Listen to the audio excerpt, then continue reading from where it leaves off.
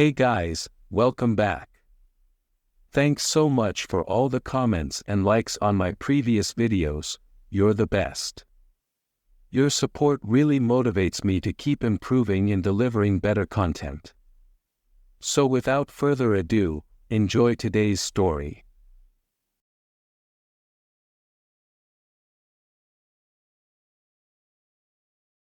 During one semester break, my friends and I, all guys, decided to hit the beach for a holiday. After dinner one night, we all sat at a beachside bar, drinking and talking about everything under the sun. We were having a blast. At one point, I got so buzzed that I started leaning back in my chair on just two legs. After taking a sip from my cup, I placed it on the table behind me. By this time, it was around 3 a.m., and the bar had already closed. But the owner let us stay and enjoy ourselves, so there were no other customers left. A few minutes later, I leaned back to grab my cup. I put it up to my mouth, but just before I took a sip, I was surprised to find it already empty. Even though I was drunk, I was still sober enough to remember that the cup was only half empty when I put it down. Puzzled, I looked around the cup and noticed a red lipstick mark on it. I showed it to my friends, but they just laughed and told me I needed to go to bed because I was too drunk. After all, we were the only ones left in the bar. Soon after, we all headed back to our rooms to sleep. That night, I was out like a light.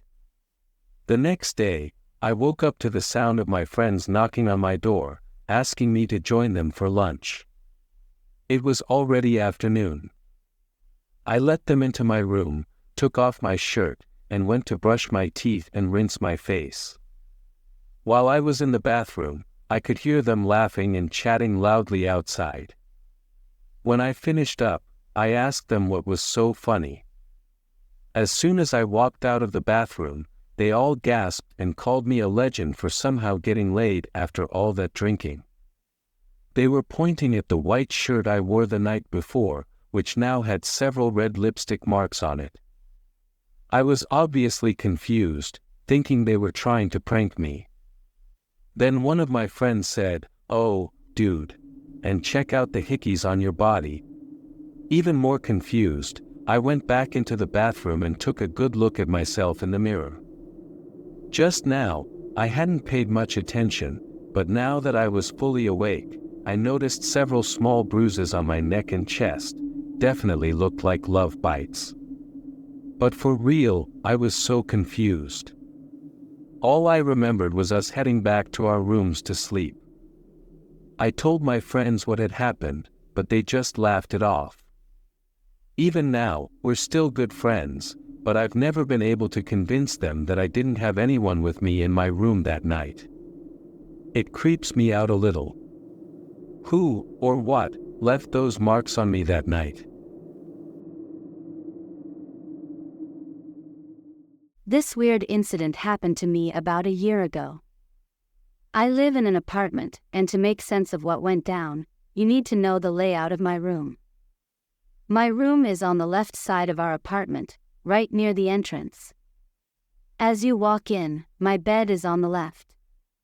It's a double-decker bed, but the bottom half is hollowed out for storage. Opposite my bed is my work desk. The building is relatively new, and when we first moved in, there weren't many people living here. The whole apartment seemed pretty normal, but strange things started happening, only in my bedroom. Sometimes, I'd wake up to the sound of things falling, only to find my books scattered on the floor. Other times, I'd experience sleep paralysis, unable to move or even open my eyes. But the most terrifying thing happened one night. I was fast asleep when I woke up to the sound of snoring coming from under my bed. It sounded like a man snoring, loud and slow. I was instantly on high alert, but I couldn't move. The only thing I could move was my eyes. Suddenly, the snoring stopped. I quickly scanned the room, terrified that something worse was about to happen. And then my worst fear came true. A huge hand emerged from under the bed, reaching for me. It groped around but, luckily, didn't touch me, just came within centimeters of my leg. After a few seconds, the hand withdrew back under the bed.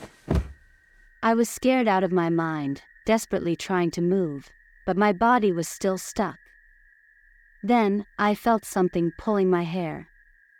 I turned my eyes and saw that the hand had grabbed onto my hair and was trying to drag me.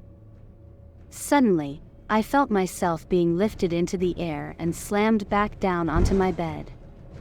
I was terrified, but just before I hit the bed, I regained the ability to move.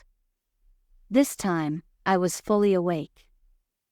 I jumped up, turned on the lights, and ran to tell my parents what happened. They dismissed it as a nightmare and told me to stop watching so many horror movies.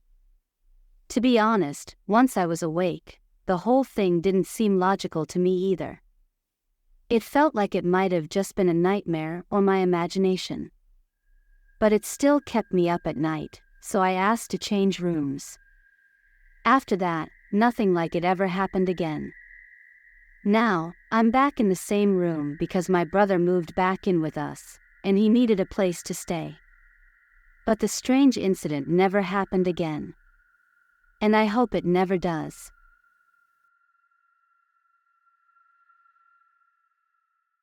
One day, when I was 15, I went fishing with a classmate. The river we went to was in a small forest behind our houses. We got there around 6 in the evening. After digging up some earthworms for bait, we started fishing. After a while, we'd caught enough fish for dinner. Just as we were about to leave, my friend saw something moving on the opposite side of the river. He's a bit nearsighted, so he wasn't sure what it was. He said he saw a tree moving in the distance. Curious, we decided to go check it out. We crossed the bridge at the side of the river and arrived at the spot where he claimed to have seen the tree moving. At first, everything seemed normal. I asked him which tree he saw moving, and with confidence, he pointed to the one directly in front of us. At first glance, it looked like any other tree, but on closer inspection, it felt a bit off. The tree had 2 oddly symmetrical branches and no leaves on top.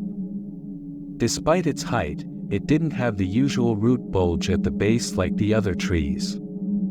Its color was also slightly lighter than the surrounding trees, almost as if it was trying to blend in.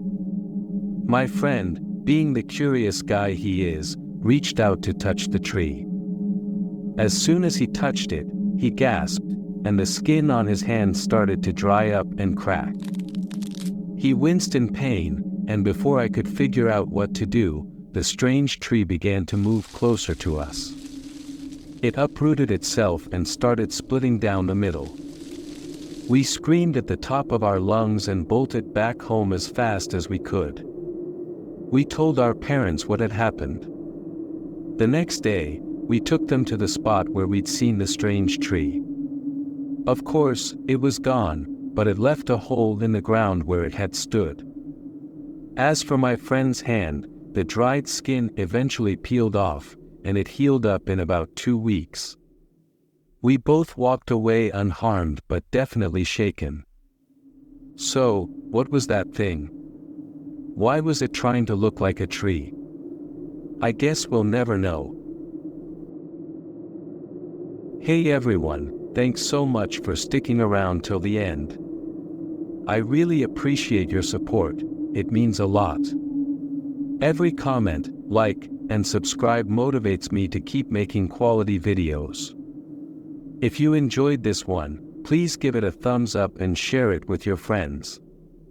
If you have a story you'd like featured on the channel, feel free to email me. You can find my email in the description below. Thanks again, and have a safe night.